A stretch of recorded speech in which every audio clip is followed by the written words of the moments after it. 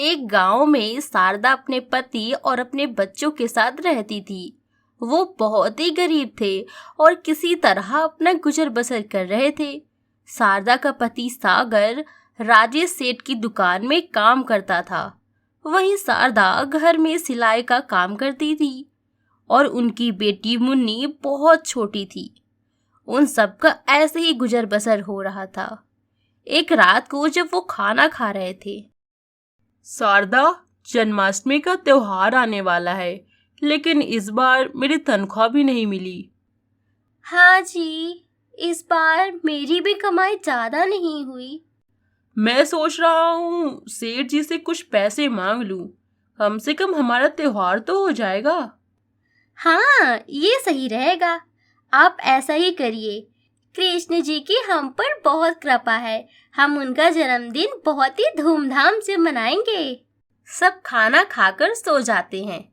अगले दिन सागर राजेश के पास पैसे मांगने जाता है।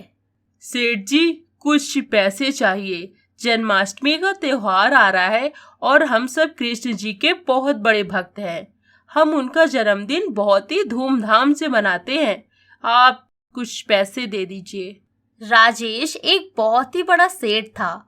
उसके पास पैसों की कोई कमी नहीं थी, लेकिन फिर भी वो बहुत ही कंजूस था। वो लोगों से अपना काम तो करवा लेता था, लेकिन पैसे देने में आनाकानी करता। अरे भाई, अभी मेरे पास बिल्कुल पैसे नहीं है। तुम 10 मिनट पहले आते तो तुमको पैसे दे देता। अभी मैंने सामान मंगाया है दुकान के लिए, तो सेठ को पैसे भिजवा दिया। पैसे तो नहीं मिल पाएंगे। सागर बेचारा करता भी क्या, वो चुपचाप अपने घर आ जाता है और उदास बैठ जाता है। सागर को उदास देखकर शारदा बोलती है, क्या हुआ जी, आप इतने उदास क्यों हो? सब ठीक है ना? परेशान तो होऊंगा ही ना। जो उम्मीद लगाकर बैठा था वो तो हुआ ही नहीं। मैं सेठ के पास गया पैसे मांगने, लेकिन उसने साफ मना कर दिया कि उसके पास पैसे हैं ही नहीं। अब 2 दिन बाद जन्माष्टमी है।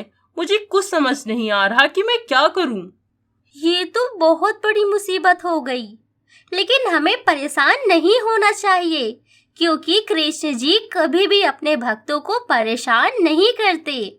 देखना, जन्माष्टमी आते आते वो हमें जरूर कोई न कोई रास्ता दिखा ही देंगे, जिससे हम उनका जन्मदिन बहुत ही धूमधाम से मना सके। उम्मीद करता हूँ तुम जो बोल रही हो बिल्कुल वैसा ही हो। इसके बाद दोनों अपने अपने कामों में लग जाते हैं। ऐसे ही एक दिन बीत गया। जन्माष्टमी का दिन भी आने वाला था, लेकिन शारदा और सागर दोनों बहुत परेशान थे, क्योंकि उनके इष्ट देव का जन्मदिन आने वाला है और वो कुछ नहीं कर सकते। अगले दिन सागर अपने काम पर जा रहा था, तभी उसे एक बूढ़ा आदमी सड़क पर जख्मी हालत में मिलता है। दादाजी, आप ठीक तो है ना? बेटा, मुझे बहुत चोट लगी है। मुझे मेरे घर छोड़ दो। बिल्कुल दादाजी, मैं टैक्सी बुलाता हूँ। सागर एक टैक्सी को बुलाता है और उसमें दादाजी को बैठाकर उनके बताए पते पर ले जाता है। दादाजी, आराम से आइए। हाँ बेटा, आ रहा हूँ। सागर दादाजी को घर के अंदर ले जाता है। दादाजी, आराम से लेट जाइए। क्या हुआ था आपके साथ? कुछ नहीं बेटा, मैं सड़क पार कर रहा था, तभी एक गाड़ी वाले ने मुझे ठोकर मारी और मैं नीचे गिर गया। बेटा, मेरे पैर में चोट लगी है। क्या तुम उसमें ये दवाई लगा सकते हो? मेरे आगे पीछे कोई नहीं। अगर तुम्हें देरी नहीं हो रही हो तो। देरी तो हो रही है, लेकिन आपको इस हालत में छोड़कर नहीं जा सकता। लाइए, मैं इसे लगा देता हूँ। सागर दादाजी के पैर में दवाई लगाता है। उसके बाद दादाजी को अलविदा कहकर वहां से सीधा अपने काम पर चले जाता है। लेकिन वो देखता है कि उसका मालिक राजेश सभी कर्मचारियों को मिठाई और कपड़े बांट रहा है। इसका कारण पूछने के लिए वो अपने एक साथी के पास जाता है। अरे भाई, ये खड़ूस की तबीयत तो ठीक है ना? आज ये हम पर बहुत मेहरबान हो गया है। मेहरबान नहीं हुआ है, इसकी बेटी फर्स्ट क्लास से पास हुई है।